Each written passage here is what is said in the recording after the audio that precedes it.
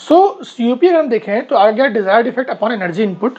अब desired effect क्या है, तो अगर हम इसमें देखें फिगर में तो डिजायर्ड इफेक्ट हमारा Q2 है, क्योंकि हमारा मेन एम क्या है रेफ्रिजरेटर में, अगर हम देखें तो मेन एम क्या है कि जो हमने उस कंट्रोल वॉल्यूम में जो भी अपना फूड रखा उसमें से हम कितनी एफिशिएंटली या कितने जल्दी हम वो Q2 अमाउंट ऑफ हीट को बाहर निकाल पा रहे हैं। ये हमारा मेन एम है, जो हमारी डिजायर्ड, जो हमारी चाहत है वो ये है कि हम कितनी जल्दी उस Q2 अमाउंट ऑफ हीट को उस कंट्रोल वॉल्यूम में से बाहर निकाल पा रहे हैं। हमारा ये है मेन। W नहीं है, वर्क नहीं है। क्यों नहीं है? वर्क तो हमारे एनर्जी इनपुट देनी पड़ी, ये हमारी डिजायर्ड वैल्यू नहीं है कि हम चाहते नहीं है, और ना ही हम Q1 चाहते हैं, क्योंकि Q1 तो हमें सराउंडिंग में पीछे फेंकना है, तो हमें Q1 भी रिक्वायर्ड नहीं है। तो रिक्वायर्ड जो हमारे लिए है मेन, वो हमारा क्या है, Q2 है। ठीक, तो डिजायर्ड इफेक्ट जो हो गया वो हमारा हो गया Q2 और एनर्जी इनपुट हो गई हमारी W। ठीक है, अब अगर हम इसमें एनर्जी को बैलेंस करके देखें तो एनर्जी बैलेंस करने पे देखिए हमारे पास ये हमारा जो रेफ्रिजरेटर का मेन मैकेनिज्म जहाँ पर हम देख रहे हैं, ये हमारा अगर सिस्टम है, इसको हम अगर सिस्टम मान रहे हैं अपना, तो इस सिस्टम में यहाँ पे हमारे पास एनर्जी इनपुट कहाँ से हो रहा है, W इनपुट हो रहा है और Q2 इनपुट हो रहा है, और आउटपुट कितना हो रहा है, Q1। यानी कि W और Q2 हमारा इनपुट है। ठीक है, तो अगर हम वहाँ पे एनर्जी बैलेंस को करें तो क्या आएगा कि Q in is equal to Q out, यानी कि Q जितनी एनर्जी इन हुई, ठीक, वो energy in is equal to energy out. वहाँ से हमारी ये बात क्लियर हो रही है। तो अब अगर हम एनर्जी इन को देखें तो एनर्जी इन हमारे पास कितनी आ गई, एनर्जी इन हमारे पास थी वहाँ पे W इनपुट में था, प्लस हमारा Q2 था इनपुट में, जो हमने Q2 वहाँ पे सप्लाई किया। आउटपुट में हमें क्या मिल रहा था, आउटपुट में हमको मिल रहा था वहाँ पे Q1, जो हमें आउटसाइड में मिल रहा था। तो यहाँ से अगर हम W को निकालें तो W हमारा आ जाएगा यहाँ से क्या, वो हमारा आ जाएगा Q1 माइनस Q2। ठीक, तो वो हमारे पास क्या आ जाएगा, वो हमारे पास आ जाएगा यहाँ पे Q1 माइनस Q2। ठीक है, तो इसी इक्वेशन को हम वहाँ पे यूज़ कर रहे हैं। तो अगर हम यहाँ पे देखें तो वही W is equal to Q1 minus Q2 हमने यहाँ पे मेंशन कर रखा है इसको। ठीक, तो ये W is equal to Q1 minus Q2 आ गया। इसको उठा करके हम सिंपली इस W की जगह पे पुट कर देते हैं, तो COP जो होगी रेफ्रिजरेटर की, वो हमारी आ जाएगी Q2 upon Q1 minus Q2। ठीक है, तो जो ये हमारी COP आई है, ये COP अगेन दोनों चीज़ों, दोनों प्रोसेसेस के लिए वैलिड होगी, चाहे वो रिवर्सिबल हो चाहे वो इरिवर्सिबल हो, क्योंकि हमने यहाँ पे कहीं भी ये बात नहीं कही कि वो प्रोसेस हमारा रिवर्सिबल से होगा या वो इरिवर्सिबल से होगा, ये दोनों के लिए वैलिड है। ठीक, तो ये तो पहला इसका एक एप्लीकेशन कह सकते हैं, यहाँ से जो चीज़ डिवाइस जो बन के आती है वो हमारी है रेफ्रिजरेटर। दूसरी जो डिवाइस है वो है हीट पंप। ठीक, तो अगर अब हम हीट पंप को देखते हैं तो heat pump again it is a device which maintains higher temperature compared to surrounding, यानी कि ये एक ऐसी डिवाइस होगी जो कि हायर टेम्परेचर बनाएगी कंपेयर टू सराउंडिंग। ठीक है, इसको आप समझने के लिए समझ सकते हैं ब्लोअर, क्योंकि बेसिकली या हीटर कह सकते हैं हम।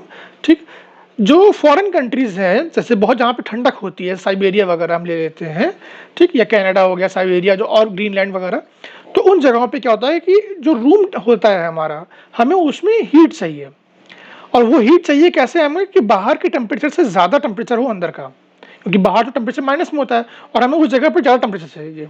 तो उन जगहों पर हम हीट पंप का यूज़ करते हैं। ठीक, तो हीट पंप क्या, अगर इसको आप दोबारा से पढ़ेंगे तो आपको क्लियर हो जाएगा कि it is a device which maintains higher temperature compared to surrounding. Surrounding के कंपैरिजन में वो हायर टेम्परेचर को मेंटेन करे, यानी कॉन्टिन्यूसली मेंटेन करे, साइकिल में काम करेगा। फिर कह रहे हैं as higher temperature is maintained continuously, क्योंकि हायर टेम्परेचर कॉन्टिन्यूसली मेंटेन होगा, इट मीन्स कि heat pump is operating on a cycle. Clear है? अब हम इसको देखें तो अगेन यहाँ पे सेम ब्लॉक डायग्राम हमारा यूज होगा, बस थोड़ा सा यहाँ पे चीजें बदलेंगी। अब यहाँ पे क्या है कि सराउंडिंग जो है वो ये सराउंडिंग T2 टेम्परेचर है, जो कि लोअर टेम्परेचर है, यहाँ पे लोअर टेम्परेचर है T2। ठीक, और हायर टेम्परेचर हमारा यही रहेगा, ये हमारा हायर टेम्परेचर जहाँ पे T1 है। ठीक है, अब यहाँ पे क्या है कि हमारा जो ये जगह है ये हमारा सिस्टम के तरीके से एक्ट करेगा, यानी कि हमें जो मेन हमारी रिक्वायर्ड वैल्यूज होंगी वो यहाँ की हैं। ठीक है, जहाँ पे हमारा हायर टेम्परेचर है, क्योंकि जहाँ पे रेफ्रिजरेटर की बात की थी तो वहाँ तो हमें नीचे चाहिए था, वहाँ पे हमें चाहिए था लो टेम्परेचर, बट यहाँ पे क्या है, यहाँ पे हमें चाहिए हायर टेम्परेचर। तो अगर हम हीट पंप की बात कर रहे हैं तो हीट पंप में भी वही है, फिगर ब्लॉक डायग्राम भी वही है, और क्या भी यहाँ बात सेम रहे कि जो बाहर का टेम्परेचर है सराउंडिंग का, हम उसमें से हीट को एक्सट्रैक्ट करें, हीट एक्सट्रैक्ट करने के बाद यानी कि लो टेम्परेचर से हीट एक्सट्रैक्ट करें और हाई टेम्परेचर पे हीट को रिजेक्ट करें। ये करने के लिए हम बिना किसी एक्सटर्नल एजेंसी के नहीं कर सकते हम, ये बात तो क्लॉसियस ने कही थी। तो हम क्या करेंगे कि यहाँ पे अलग से वर्क का इनपुट लेंगे। जब वर्क का इनपुट लेंगे तो ये लो टेम्परेचर की बॉडी हाई टेम्परेचर पे चली जाएगी, ठीक। तो हम उसी को यहाँ पे यूज कर रहे हैं। अब अगेन सीओपी की हम बात करें तो सीओपी जो होगा हीट पंप के लिए वो क्या हो जाएगा, desired effect upon energy input. Clear. तो सीओपी क्या हो गई हमारी, again desired effect upon energy input. अब एनर्जी इनपुट हमारा यहाँ क्या हो जाएगा, डब्ल्यू हो जाएगा। डिजायर्ड इफेक्ट हमारा क्या हो जाएगा, Q1। Q1 क्यों हो रहा है, क्योंकि अब हमारा रिक्वायरमेंट यहाँ पर है, जो रूम है हमारा वो यहाँ पर है। जब रेफ्रिजरेटर की बात करी थी हमने तो हमारा वो यहाँ पे था कंट्रोल वॉल्यूम, अब जो कंट्रोल वॉल्यूम है हमारा वो यहाँ पर आ गया है, ठीक है। तो हमारा सिस्टम जो है वो बदल गया, हमारी प्रेफरेंस बदल गई। तो प्रेफरेंस बदलने का मतलब है यहाँ पे कि वो जो जगह है जहाँ पे हमको डिजायर्ड इफेक्ट चाहिए वो हमारा ही ऊपर आ गया, हमें हाई टेम्परेचर चाहिए। तो हमें Q2 से मतलब नहीं है कि सराउंडिंग से हम कितनी हीट ले रहे हैं, हमें वहां पे इस बात से मतलब नहीं है। हमें इस चीज से मतलब नहीं है कि हम वर्क जो दे रहे हैं वो कितना दे रहे हैं, हमें इनपुट क्या है इससे मतलब नहीं है। हमें मेन यहाँ पे इंपॉर्टेंट क्या है हमारे लिए कि जो हीट हमें मिल रही है उस रूम में वो हायर टेम्परेचर के लिए जो हीट है वो हमारी डिजायर्ड इफेक्ट है। तो यहाँ पे अगर हम सीओपी को देखेंगे तो हमारा हो जाएगा Q1 जो हमारा है desired effect upon energy input is W। Again हम यहाँ पे एनर्जी को अगर हम बैलेंस करें तो अगेन अगर हम यहाँ पर एनर्जी बैलेंस करते हैं तो देखिए क्या आएगा कि हमारा ये एक प्रोसेसिंग मेन जहाँ पे हमारा प्रोसेस हो रहा है, मैकेनिज्म जो हो रहा है वो है हमारा हीट पंप का। तो यहाँ पे एनर्जी इनपुट क्या क्या है, W और Q2। तो W प्लस Q2 हमारा एनर्जी इनपुट है और Q1 हमारा क्या है, जो Q1 है हमारा वो क्या है, हमारा एनर्जी आउटपुट है। तो अगर अब हम बात करें तो एनर्जी इनपुट में हमारे पास दो पार्ट है, W प्लस Q2 और आउटपुट में Q1। तो वापस आते हैं हम इसी स्लाइड पे। तो energy in is equal to energy out. W plus Q2 हमारा एनर्जी इन साइड में था और एनर्जी आउट में जो जा रहा है हमारे पास वो है Q1। तो W को हम लिख सकते हैं Q1 माइनस Q2, ठीक है। तो हम अगर यहाँ पर W की जगह पे हम लिख देते हैं Q1 माइनस Q2 और ऊपर हमारा रहेगा Q1। तो जो COP होगी हीट पंप की वो हमारी आ गई क्या, Q1 upon Q1 minus Q2। Again ये किसी भी साइक्लिक प्रोसेस के लिए वैलिड होगा, चाहे वो रिवर्सिबल हो या वो इरिवर्सिबल हो, ठीक है। तो हमने यहाँ पे जो जो चीज़ें देखी हैं अगर हम उनको एक बार फिर से समराइज कर देते हैं तो समराइज करने के बाद मालूम पड़ता है हमारे पास कि हमारे पास क्या क्या चीज़ें आई। हमने पहले देखा सेकंड लॉ का स्टेटमेंट, दो स्टेटमेंट थे, केल्विन प्लैंक और क्लॉसियस। केल्विन प्लैंक जो स्टेटमेंट था उसमें हमारा हमने पढ़ा हीट इंजन, और जो क्लॉसियस स्टेटमेंट था उसमें हमारा आया रेफ्रिजरेटर और हीट पंप, ठीक है। ये उसके एप्लीकेशंस हैं। अगर क्वेश्चन एग्जाम में पूछता है what is the second law of thermodynamics तो आप दोनों स्टेटमेंट खाली बताएंगे। अगर वो बड़े मार्क्स का क्वेश्चन है, थोड़ा सा ग्रेविटी देखेंगे क्वेश्चन में और क्या पूछना चाह रहा है, एप्लीकेशन के बारे में भी डिस्कस करना चाह रहा है, या सिंपल वो उसने पूछा है कि what is the second law of thermodynamics express और ये क्वेश्चन उसने 10 मार्क्स में पूछ लिया, ठीक है। या उसने बोल दिया साथ में कि what are the applications of Kelvin Planck या क्लॉसियस के, तो हम पूरी चीज़ें डिस्कस करेंगे जिसमें हम केल्विन प्लैंक स्टेटमेंट बताएंगे, क्लॉसियस स्टेटमेंट बताएंगे और इनके रिलेटेड जो इनके एप्लीकेशंस हैं हम उनको डिस्कस करेंगे।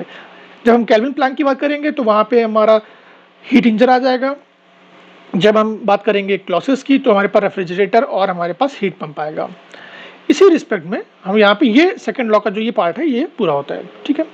अब इसी को हम आगे कॉन्टिन्यूएशन में देखें तो हमारे पास आता है relationship between COP of heat pump and refrigerator operating between the same temperature limit. क्योंकि अगर दोनों सेम टेम्परेचर लिमिट में काम करें तो देखते हैं क्या होगा। तो देखिए अभी हम देखें तो हमारे पास COP जो हीट पंप की है वो क्या है, Q1 upon Q1 minus Q2। और अगर हम रेफ्रिजरेटर की देखें सेम डायग्राम था हमारे पास, उसके लिए थी हमारे पास Q2 upon Q1 minus Q2, यानी कि रेफ्रिजरेटर में Q2 ऊपर हो जाएगा और हीट पंप में हमारा Q1 ऊपर हो जाएगा, क्योंकि वो डिजायर्ड इफेक्ट है अलग अलग दोनों के।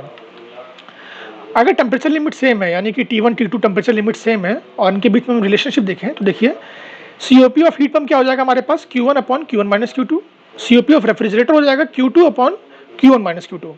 अगर इन दोनों को माइनस कर दे दोनों इक्वेशंस को तो COP of heat pump minus COP of refrigerator is equal to this expression minus this expression, ठीक है। तो हमने यहाँ पे लिख लिया है। अब इन दोनों में Q1 माइनस Q2 हमारा कॉमन है तो हम इसको एलसीएम ले लेंगे और ऊपर जो हमारा है Q1 और Q2 ये हम जब एलसीएम लेंगे तो ये आ जाएगा हमारे पास expression Q1 minus Q2 upon Q1 minus Q2 जो कैंसिल हो जाएगा और हमारे पास आ जाएगा कि COP of heat pump minus COP of refrigerator is equal to 1। अब ये जो 1 आ गया इधर हमारा, तो हम COP ऑफ रेफ्रिजरेटर को उठा करके हम यहाँ से इस डायरेक्शन में इधर ले आते हैं, यहाँ पर ले आते हैं, तो हमारे पास जो एक्सप्रेशन आता है वो ये आता है। ये एक बहुत इंपॉर्टेंट एक्सप्रेशन है, इसको समझते हैं। देखिए ये जो एक्सप्रेशन हमारे सामने आया है, इसको अगर हम देखें तो ये कह रहा है कि COP of heat pump is equal to 1 plus COP of refrigerator. What is mean कि जो COP होगी हीट पंप की वो हमेशा यूनिट से ज़्यादा होगी COP ऑफ रेफ्रिजरेटर के। यानी कि COP ऑफ रेफ्रिजरेटर की जो भी हमारी होगी रेफ्रिजरेटर की COP, वो हमेशा अगर टेम्परेचर लिमिट सेम है तो कम आएगी, हीट पंप की ज़्यादा आएगी। यानी कि कोफिशिएंट ऑफ परफॉर्मेंस की अगर हम बात करते हैं, जहाँ परफॉर्मेंस की बात हो रही है, तो रेफ्रिजरेटर की परफॉर्मेंस हमेशा कम आएगी सेम टेम्परेचर लिमिट्स की अगर बात कर रहे हैं, और जो हीट पंप है उसकी हमेशा ज़्यादा आएगी परफॉर्मेंस, कोफिशिएंट ऑफ परफॉर्मेंस के रिस्पेक्ट में। ठीक, कितनी ज़्यादा आएगी? वो 1 से ज़्यादा आएगी, यानी कि यूनिट से ज़्यादा आएगी। ठीक है, तो यहाँ पे हमारा ये कंपैरिजन फिनिश होता है। अब नेक्स्ट टॉपिक में हम लोग इसको डिस्कस करेंगे यहाँ पे कि दो स्टेटमेंट थे, केल्विन प्लैंक स्टेटमेंट और क्लॉसियस स्टेटमेंट, ये दोनों इक्विवेलेंट कैसे हैं, यानी कि ये दोनों जो हमने शुरुआत में बात कही थी कि दोनों ही कॉम्प्लीमेंट्री हैं, एक दूसरे के लिए पूरक हैं, तो इनकी इक्विवेलेंसी को हम चेक करेंगे। ठीक है, थैंक यू।